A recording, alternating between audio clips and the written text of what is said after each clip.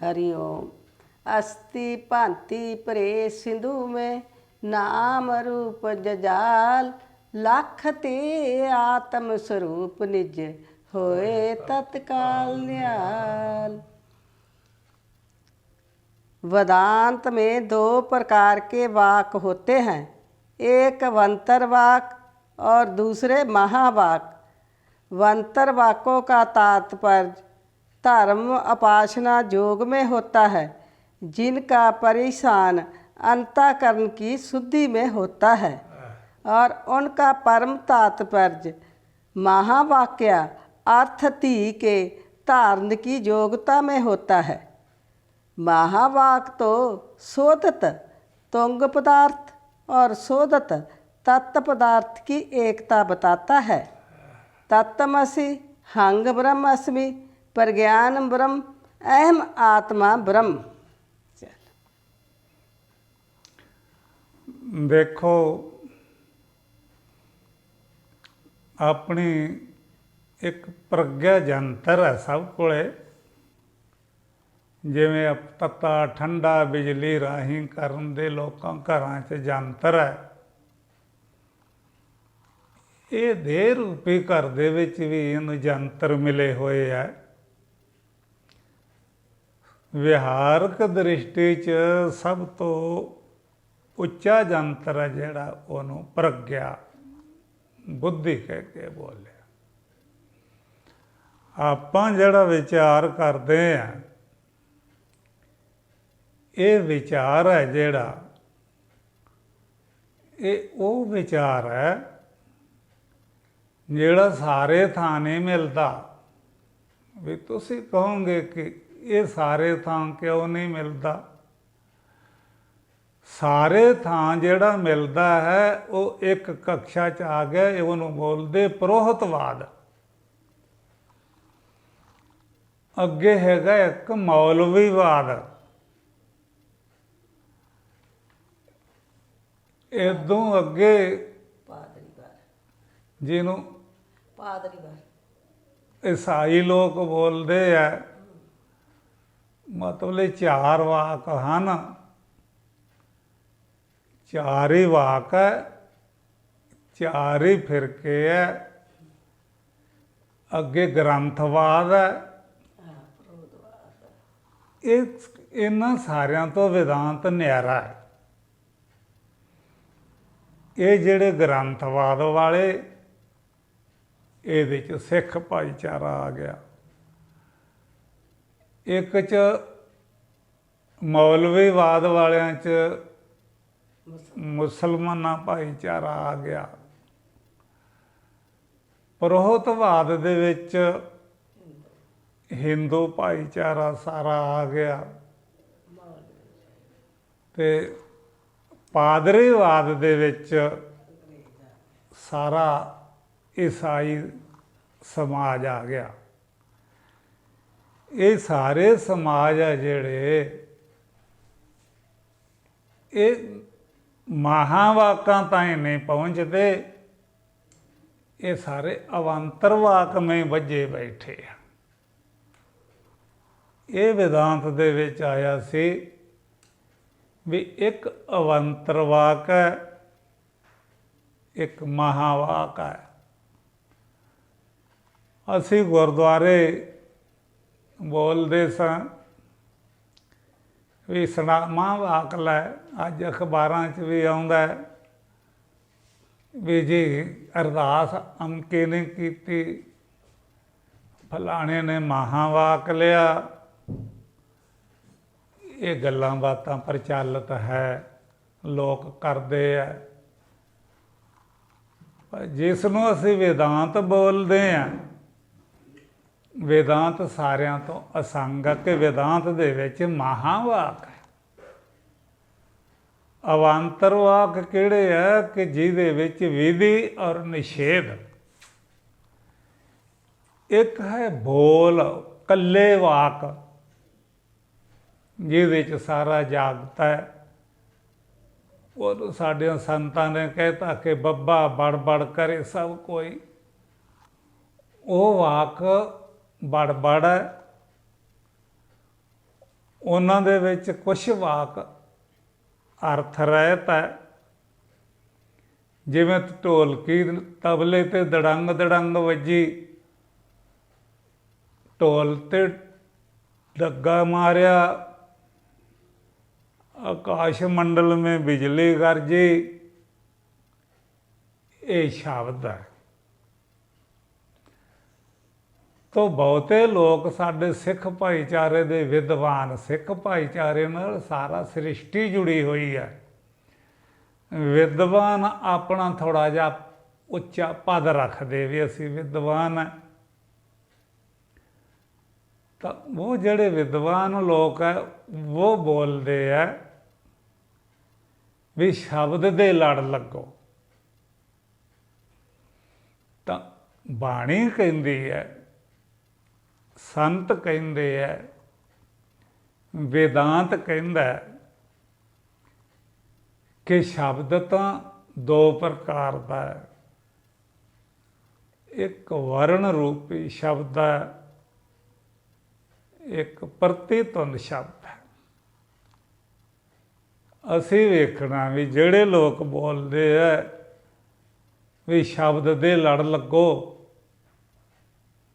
ਉਸ ਅਸੀਂ ਵਿਚਾਰ ਵੀ ਕਰਨੀ ਹੈ ਵੀ ਸ਼ਬਦ ਕਿਸ ਨੂੰ ਕਹਿੰਦੇ ਆ।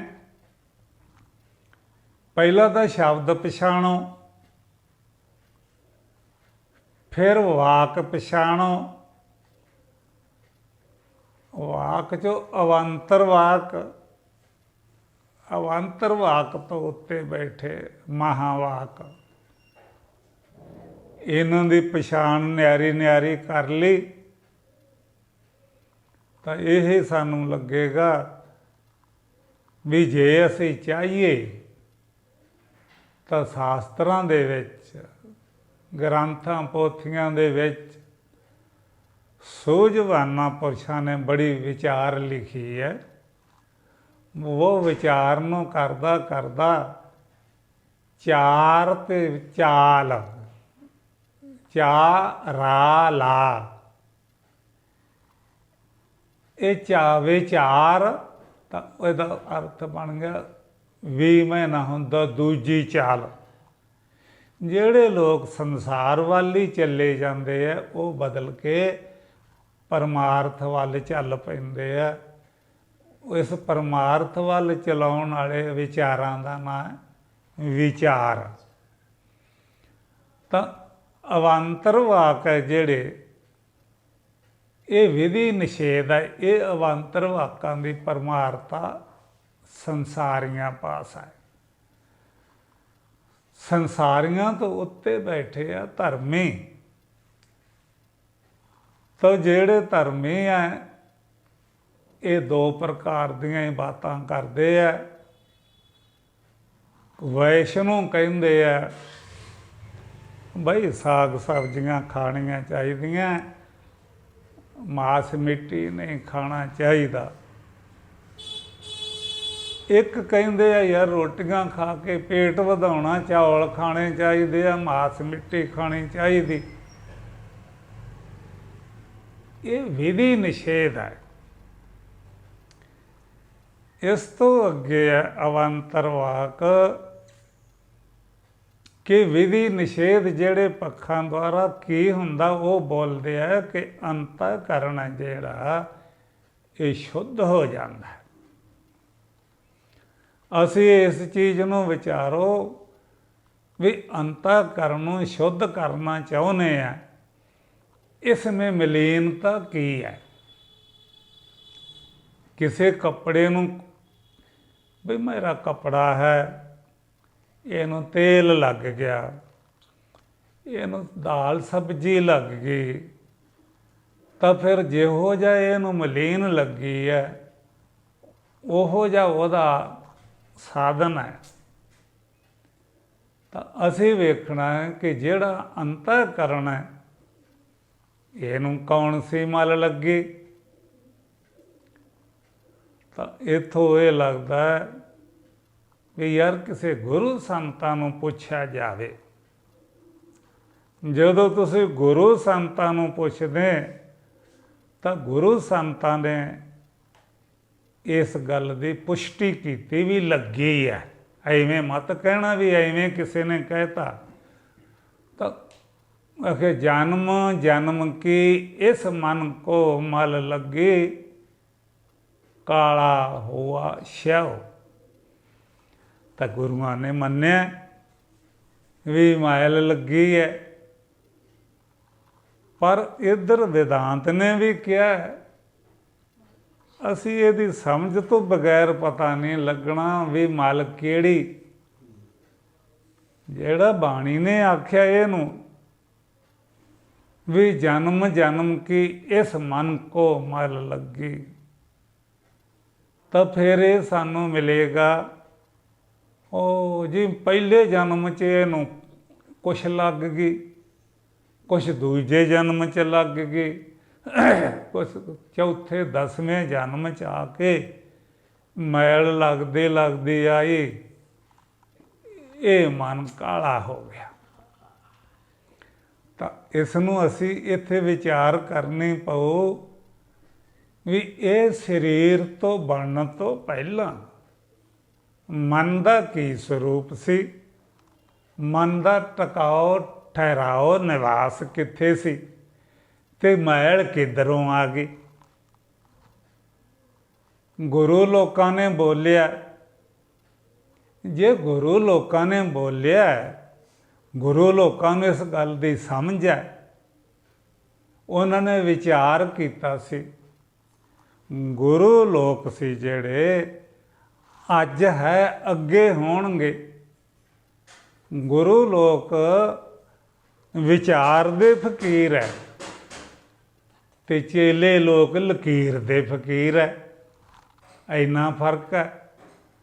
ਉਹਨਾਂ ਨੇ ਪ੍ਰਤੇਕ ਗੱਲ ਵਿਚਾਰ ਕੇ ਆਖੀ ਹੈ, ਉਹਨਾਂ ਦਾ ਵਿਚਾਰ ਸਹੀ ਹੈ। ਅਸੀਂ ਕਿਸੇ ਨੇ ਪੁੱਛਿਆ ਅੱਜ ਤੱਕ, ਗੁਰਦੁਆਰੇ ਵੀ ਜਾਂਦੇ ਹਾਂ, ਘਰਾਂ 'ਚ ਵੀ ਪੋਥੀਆਂ ਗ੍ਰੰਥ ਰੱਖੇ ਹੈ, ਪੜ੍ਹਦੇ ਹਾਂ, ਇਹ ਲਫਾਜ਼ ਨਿੱਤ ਆਉਂਦੇ ਆ। ਤਾਂ ਇਹਦੇ ਵਿੱਚ ਵੇਖੋ ਵੀ ਉਹ ਕੋਈ ਆਦਮੀ ਜਿਹਨੇ ਕਿਸੇ ਤੋਂ ਪੁੱਛਿਆ ਹੋਵੇ ਵੀ ਜਨਮ ਜਨਮ ਕੀ ਇਸ ਮਨ ਕੋ ਮਲ ਲੱਗੀ, ਕਾਲਾ ਹੋਆ ਸ਼ਿਓ, ਸ਼ਾਹੀ ਦੇ ਸਮਾਨ ਕਾਲਾ ਹੋ ਗਿਆ। ਤਾਂ ਪਡਾਲ ਭਰੇ ਲੋਕਾਂ ਦੇ ਬੈਠੇ ਆ, ਕੋਈ ਹੱਥ ਨਹੀਂ ਖੜਾ ਕਰੇਗਾ ਵੀ ਜਿਹੜਾ ਆਖੇ ਜੀ ਮੈਂ ਪੁੱਛਿਆ। ਤੇ ਇਸੇ ਤਰ੍ਹਾਂ ਹੀ ਗੁਰੂ ਜੀ ਹੋਰਾਂ ਦੇ ਹੁੰਦਿਆਂ ਤੋਂ ਕਿਸੇ ਨੇ ਨਹੀਂ ਪੁੱਛਿਆ ਹੋਣਾ। ਐਂ ਮੌਨ ਧਰ ਕੇ ਉਦੋਂ ਬੈਠੇ ਰਹੇ, ਐਂ ਮੌਨ ਧਰ ਕੇ ਮਨੁੱਖ ਹੁਣ ਬੈਠਾ। ਤਾਂ ਇਹ ਹੈਗਾ ਕਿ ਪੁੱਛਣਾ ਦੱਸਣਾ ਪੈਣਾ। ਉਹਨਾਂ ਨਾਨਕ ਜੀ ਨੇ ਕਿਹਾ, ਜਿਹਦੀ ਬਾਣੀ ਦੀ ਗੱਲ ਕਰਦੇ, ਆਖੇ ਜਬ ਲਗ ਦੁਨੀਆ ਰਹੀਏ ਨਾਨਕ, ਕਿਛ ਸੁਣੀਆਂ ਕਿਛ ਕਹੀਐ। ਕਿੱਡੀ ਖੁੱਲ੍ਹ ਦਿੱਤੀ ਹੈ ਗੁਰੂਆਂ ਨੇ ਇਹਦੀ ਬੁੱਧੀ ਨੂੰ, ਇਹਦੇ ਸਰੀਰ ਨੂੰ ਆਪਣੇ ਕਬਜ਼ੇ 'ਚ ਨਹੀਂ ਲਿਆ ਵੀ ਤੂੰ ਸਾਡਾ ਗੋਲਾ ਬਣ ਕੇ ਤੁਰਿਆ ਫਿਰੀ। ਗੁਰੂਆਂ ਨੇ ਇਸ ਸਰੀਰ ਨੂੰ, ਇਹਦੇ ਮਨ ਨੂੰ, ਇਹਦੀ ਬੁੱਧੀ ਨੂੰ ਸੁਤੰਤਰਤਾ ਦਿੱਤੀ ਆ। ਇਹ ਖੁਦ ਹੀ ਬੰਧਨ ਬਣ ਰਿਹਾ। ਗੁਰੂ ਲੋਕਾਂ ਨੇ ਇਹ ਨਹੀਂ ਕਿਹਾ ਵੀ ਸਾਡੇ ਨਾਲ ਹੀ ਜੁੜ ਜੀ, ਹੋਰ ਕਿਧਰੇ ਨਾ ਜਾਈ, ਇੱਥੇ ਹੀ ਆਈ, ਹੋਰ ਕਿਤੇ ਨਾ ਜਾਈ। ਇਹ ਗੁਰੂ ਲੋਕਾਂ ਦਾ ਇਹ ਸੰਕੇਤ ਨਹੀਂ ਗਾ, ਇਹ ਚੇਲਿਆਂ ਲੋਕਾਂ ਦੀਆਂ ਬਣਾਈਆਂ ਹੋਈਆਂ ਸਾਰੀਆਂ ਗੱਲਾਂ। ਇਸ ਵਾਸਤੇ ਜਨਮ ਜਨਮ ਕੋ ਇਹ ਸਾਰਿਆਂ ਨੂੰ ਇਹ ਪਾਉਂਦਾ, ਕੁਛ ਪਹਿਲੇ ਜਨਮ ਦੀ, ਕੁਛ ਦੂਜੇ ਜਨਮ ਦੀ, ਕੁਛ ਤੀਜੇ ਜਨਮ ਦੀ। ਇਹ ਐਂ ਲੱਗ ਗਈ ਮੈਲ। ਇੱਥੇ ਵਿਚਾਰ ਆ ਜਾਓ ਵਿਦਾਂਤ ਦੇ ਕਿ ਜਨਮ ਜਨਮ ਦੀ ਜਿਹਨੂੰ ਗੁਰੂਆਂ ਨੇ ਮੈਲ ਬੋਲਿਆ, ਕਿੰਨੇ ਜਨਮੇ ਹੋਏ ਜਨਤਾ, ਇਹ ਸਾਰਿਆਂ ਦੇ ਜਨਮ ਹੋਏ ਆ। ਇਹ ਇੱਕ ਦੂਜੇ ਦਾ, ਦੂਜੇ ਨਾਲ ਗੱਲਾਂ ਬਾਤਾਂ ਦਾ, ਲੈਣ ਦੇਣ ਦਾ ਆਦਾਨ ਪ੍ਰਦਾਨ ਹੁੰਦਾ। ਉਹ ਸਾਰੇ ਆਦਾਨ ਪ੍ਰਦਾਨ ਗੱਲਾਂ ਬਾਤਾਂ ਦਾ ਇਹੀ ਕਰਦੇ ਆ ਵੀ ਯਾਰ ਤੂੰ ਗੁਰਦੁਆਰੇ ਨਹੀਂ ਜਾਂਦਾ ਹੁੰਦਾ, ਵੀ ਮੈਂ ਤਾਂ ਬਾਈ ਗਿਆ ਨਹੀਂ, ਆ ਚੱਲ ਗਏ, ਲੈ ਕੇ ਚੱਲ ਗਏ। ਯਾਰ ਤੂੰ ਮਾਤਾ ਦੀ ਚਿੰਤਪੁਰਨੀ ਨਹੀਂ ਗਿਆ, ਬਾਈ ਮੈਂ ਤਾਂ ਗਿਆ ਨਹੀਂ, ਆ ਲੈ ਕੇ ਚੱਲ ਗਏ। ਵੀ ਫਿਰ ਹੁਣ ਮੈਂ ਗੁਰਦੁਆਰੇ ਬਾਈ ਜਾਵਾਂ ਕਿ ਨਾ ਜਾਵਾਂ? ਉਹ ਕਹਿੰਦਾ ਤੂੰ ਚਿੰਤਪੁਰਨੀ ਗਿਆ, ਇੱਥੇ ਜਾਇਆ। ਇਹ ਰਾਗ ਦੁਆਇਸ਼ ਪੈਦਾ ਹੋਇਆ।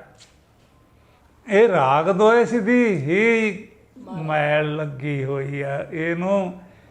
ਦੂਜਾ ਕਹਿੰਦਾ ਇੱਧਰ ਨਹੀਂ ਜਾਣਾ, ਤੀਜਾ ਕਹਿੰਦਾ ਇੱਧਰ ਜਾਣਾ, ਦੂਸਰਾ ਕਹਿੰਦਾ ਇਹੋ ਜਿਹੇ ਲੀੜੇ ਨਹੀਂ ਪਾਉਣੇ, ਤੀਜਾ ਕਹਿੰਦਾ ਇਹੋ ਜਿਹੇ ਪਾਉਣੇ ਆ, ਕੋਈ ਕਹਿੰਦਾ ਇਹੋ ਜਿਹੇ ਗਲ 'ਚ ਫੋਟੋ ਲਮਕਾਉਣੀ ਆ, ਕੋਈ ਕਹਿੰਦਾ ਬਈ ਗਲ 'ਚ ਫੋਟੋ ਨਹੀਂ ਲਮਕਾ ਸਕਦੇ, ਕਿਰਪਾਨ ਲਮਕਾਉਣੀ ਆ।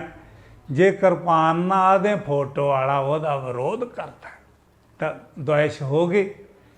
ਅੱਛਾ ਜੇ ਆਨੇ ਯਾਰ ਫੋਟੋ ਪਾ ਲਾ, ਉਹ ਆਦਾ ਉਹਦਾ ਵਿਰੋਧ ਕਰਦਾ ਤਾਂ ਉਹ ਵੀ ਦੁਆਇਸ਼ ਹੋ ਗਈ। ਤਾਂ ਇਹ ਹੋ ਗਿਆ ਕਿ ਇੱਕ ਚੀਜ਼ ਨਾਲ ਰਾਗ ਤੇ ਇੱਕ ਚੀਜ਼ ਨਾਲ ਦੁਆਇਸ਼, ਇਹਦਾ ਨਾਂ ਹੋ ਗਿਆ ਮੈਲ। ਇਹ ਰਾਗ ਦੁਆਇਸ਼ ਦੀ ਮੈਲ ਹੈ ਜਿਹੜੀ, ਇਹਨੂੰ ਅਵਾਂਤਰ ਵਾਕ ਧੋਂਦੇ ਆ। ਅਵਾਂਤਰ ਵਾਕ ਕਿਉਂ ਧੋਂਦੇ ਆ? ਉਹ ਕਹਿੰਦੇ ਆ ਕਿ ਰਾਗ ਦੁਆਇਸ਼ ਹੈ ਜਿਹੜੀ, ਇਹਨੂੰ ਛੱਡੋ।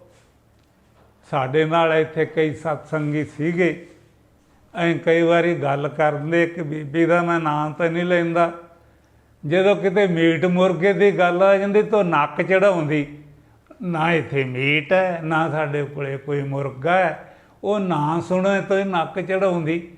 ਤਾਂ ਇਹਦਾ ਮਾਨਾ ਹੋ ਗਿਆ ਇਹ ਰਾਗ ਔਰ ਦੁਆਇਸ਼ ਚੋਂ ਮਨੁੱਖ ਨਿਕਲ ਨਹੀਂ ਰਿਹਾ। ਇਹ ਰਾਗ ਦੁਆਇਸ਼ ਨੂੰ ਕਿਹਾ ਇੱਕ ਜਨਮ ਦੀ ਨੇ, ਸਮਾਜ ਦੇ ਵਿੱਚ ਕਿੱਡਾ ਵੱਡਾ ਸਮਾਜ ਹੈ, ਇਹ ਸਾਰੇ ਰਾਗ ਦੁਆਇਸ਼ ਹੀ ਬੋਲਦੇ ਆ। ਜਿਹੜੇ ਰਾਗ ਦੁਆਇਸ਼ ਨੂੰ ਨਿਵਾਰਨ ਵਾਸਤੇ ਅਵੰਤਰ ਵਾਕ ਕਹੇ ਗਏ ਆ।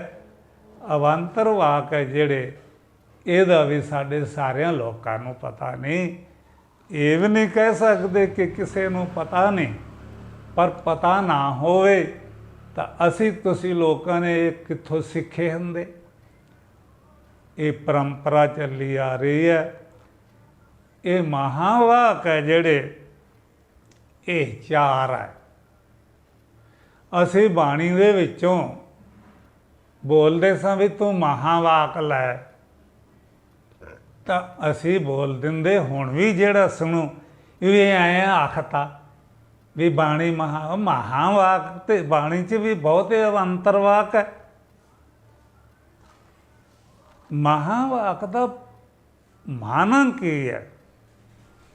ਜਿਹੜਾ ਤਤ ਪਦਾਰਥ ਤੇ ਤੁਮ ਪਦਾਰਥ ਦਾ ਸੋਧਨ ਕਰਦਾ, ਵਾਚ ਅਰਥ ਨੂੰ ਤਿਆਗ ਦਿੰਦਾ ਤੇ ਲਕਸ਼ ਅਰਥ ਦੀ ਏਕਤਾ ਕਰਾਉਂਦਾ, ਉਸ ਨੂੰ ਮਹਾਵਾਕ ਆਖਿਆ ਗਿਆ।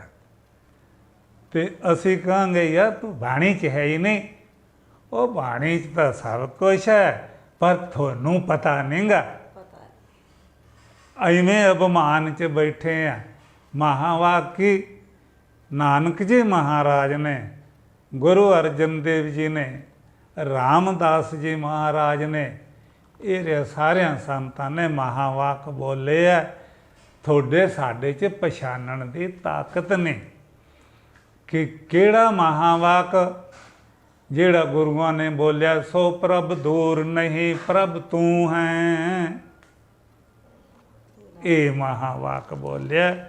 ਜਿਹਨੂੰ ਦੂਜਾ ਪ੍ਰਭੂ ਆਦੇ ਸੀ ਤੇ ਮੈਂ ਜੀਵ ਹੈ ਪ੍ਰਸ਼ਨ ਸੀ, ਇਹ ਦੋਨਾਂ ਦੀ ਏਕਤਾ ਬਣਾਤੀ ਕਿ ਪ੍ਰਭੂ ਜੀ ਨੂੰ ਬੋਲਦੇ ਆ ਤਾਂ ਇੱਥੋਂ ਕੋਈ ਦੂਜਾ ਨਹੀਂਗਾ, ਤੂੰ ਪ੍ਰਭੂ ਤੋਂ ਦੂਜਾ ਨਹੀਂ। ਤੁਹਾਡੀ ਏਕਤਾ ਇਹ ਕਰਾਉਣ ਵਾਲਾ ਮਹਾਵਾਕ ਹੈ। ਮਹਾਵਾਕ ਗੁਰਬਾਣੀ 'ਚ ਹੈ। ਅਵਾਂਤਰ ਵਾਕਾਂ ਦੀ ਬਹੁਲਤਾ ਹੈ, ਮਹਾਵਾਕ ਦੀ ਨੂਨਤਾ ਹੈ, ਕਿਉਂਕਿ ਮਹਾਵਾਕ ਇੱਕ ਬੋਲਿਆ ਹੀ ਵਾਧੂ ਹੁੰਦਾ ਹੈ।